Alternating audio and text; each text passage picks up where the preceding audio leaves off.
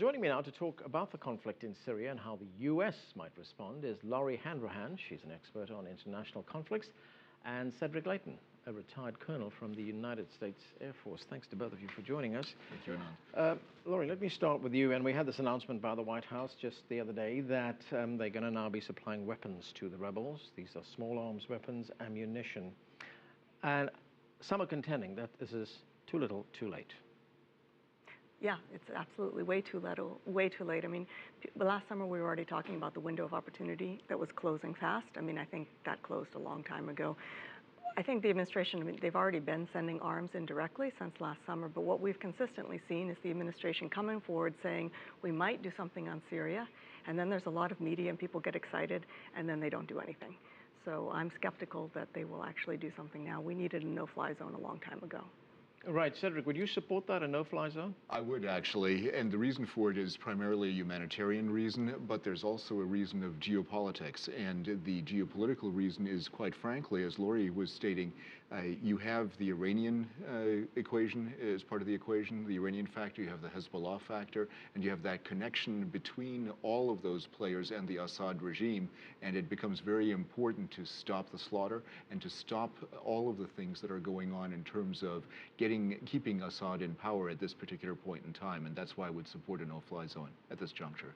All right, Lori, at this point, you know, when we've just had the UN tell us that 93,000 people have been killed in this conflict, isn't this the time for more robust diplomacy rather than one of the superpowers in the world saying, we're going to pour in more weapons? No, absolutely not. I mean, you don't have diplomacy with a mass murderer. I mean, that's a doctrine that we don't support, that Obama had come out with his own policy last year, that the cornerstone of U.S. foreign policy would be to prevent mass atrocities, and he seems to have reneged on his own foreign policy.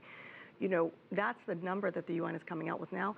They were still finding mass graves in Kosovo 10 years later. I'd say it's double or triple that. It is now being called the largest humanitarian crisis since the end of World War II. That's President Obama's legacy for doing nothing, right? The Srebrenica lessons we were supposed to learn. You do not negotiate with a mass murderer, and that's what Assad is. I mean, they're estimating that it's 115 airstrikes on a civilian population every month. 115 airstrikes on a civilian population every month, right? Half of the refugees are children. And 6 agencies have already come out, from Human Rights Watch all the way up to the Special Representative to the UN, saying that they've never ever seen the targeting of children as they have in Syria, that it's uniquely disturbing. There have been so many reasons to intervene, and the White House, the lights are on and nobody's home at the White House as far as I can tell. All right, Cedric, you mentioned the geopolitical realities in Syria right now. One of those realities is that Russia is not on board as far as the United States is concerned, and Russia has already said that any kind of no-fly zone that's going to be imposed on Syria is going to be a violation of international law. Well, that's an interesting interpretation, Anand, of international law, because the other factor that you have to consider when it comes to international law is the humanitarian factor. And quite frankly, it's illegal under international law to be killing children, to be killing women, to be killing innocent civilians.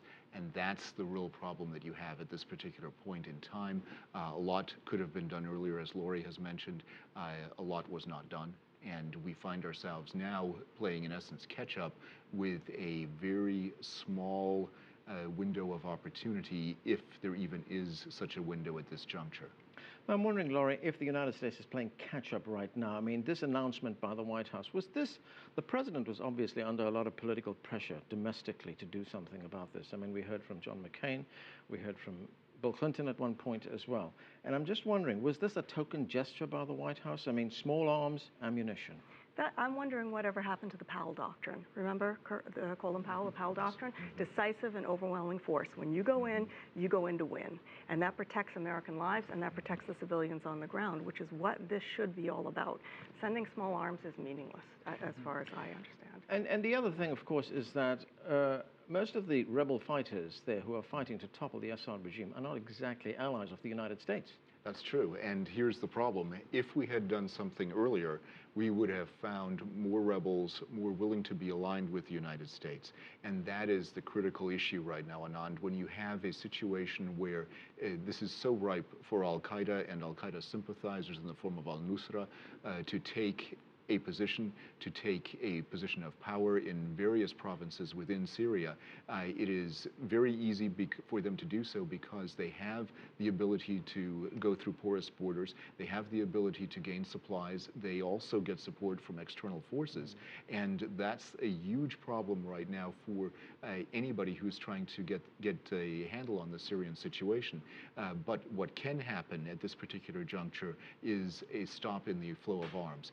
It is probably too late to have a meaningful deployment of troops with boots on the ground at this juncture, Right. but it is one of those areas where you can definitely do something with a meaningful no-fly zone. A meaningful no-fly zone means covering all of Syria, not just parts of it. And the Right. proposals that I've seen so far, I don't know, Laura, if you've seen anything else, but the proposals that I've seen so far indicate that it's only going to be a piecemeal approach, and piecemeal does not win wars. And Okay. I would just add, from a humanitarian perspective, All right. we can't get in and serve the people without a no-fly zone. This is a perfect example of civil-military relations working well together. Exactly. Okay, you get the last word. We're going to have to leave it there. Time's caught up with us. Thanks to both of you for joining us. Our pleasure. Thank you.